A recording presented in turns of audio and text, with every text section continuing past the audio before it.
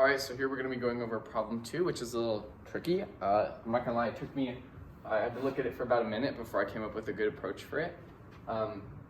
But basically it asked us to make a combinational circuit with inputs R, A, and B. So we can already say R, A, and B are our input wires.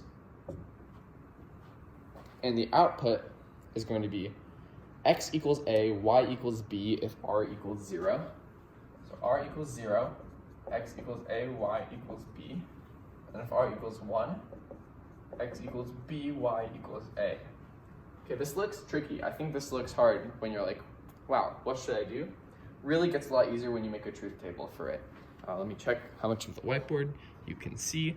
And I think I'll make my truth table over on the left. Here's my truth table. I have R, A, and B as my inputs. And then X and Y as my outputs. Okay, so R, we can just write in the values really quick.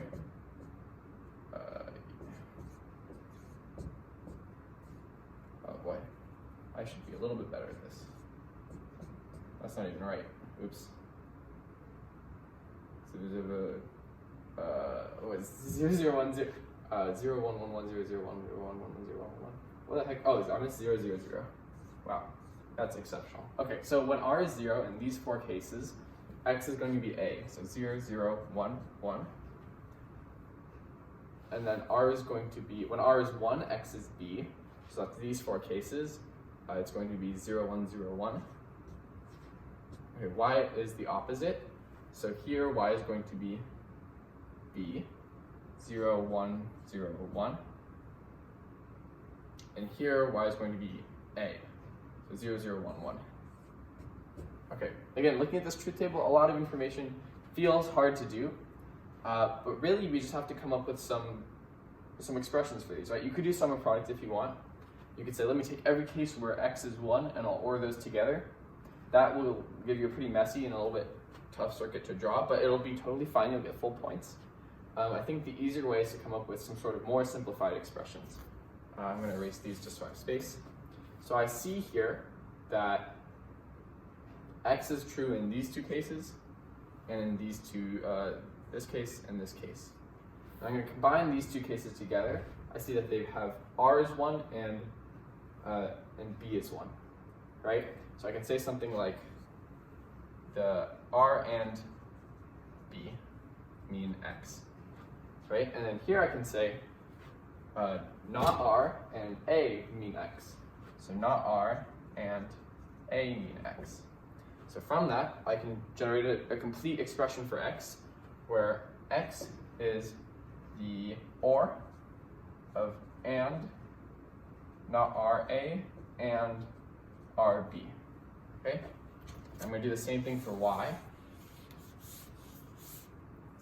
Y is true in this case, and these 2 cases. These 2 I'll say are R and A. So Y is the OR of and R, A, or not R and B. So and not R, B. Okay, and now it's really trivial to draw the circuit, right? I have my R input, I have my A input, my B input. I say I need an AND of R and B, so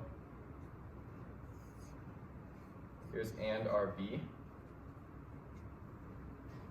I need an AND of not R and A. So here's not R, here's A, here's AND. And I'm going to OR these together to get my X. For Y, I need an AND of R and A. So here is my AND of R and A. I need an AND of not R and B. So here's not R. Here's that and I just OR these 2 together.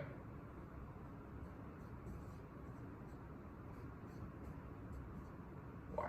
Okay, there we go. So the truth table and generating these expressions really simplify this problem a lot. Is there anything else to problem 2 that I'm missing? Oh, I have to make an argument for the correctness of my circuit and state how many gate delays it requires to compute its output. So the max number of gate delays is the same thing as the gate delays required to compute its output.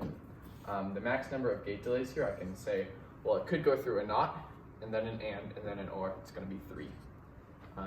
There's no single length of wire here that goes through more than three gates.